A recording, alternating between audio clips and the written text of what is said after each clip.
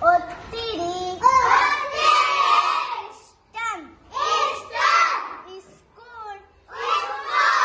വിട്ടുവന്ന ഋത്തിക വേഗം നടന്നു കടപ്പുറത്തെ സോഫിയേച്ചിയെ കാണണം കുറെ മത്സ്യം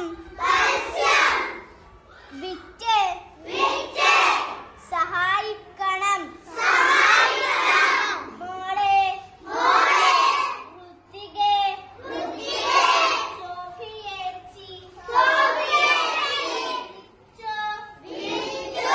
ശബ്ദം കേട്ട് ഋത്തിക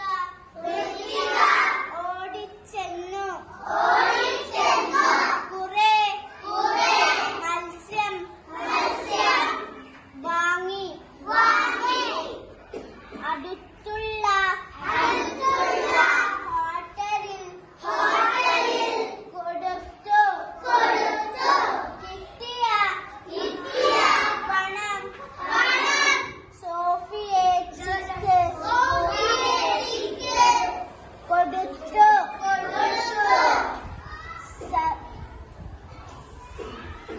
സന്ധ്യയാകും മുമ്പ്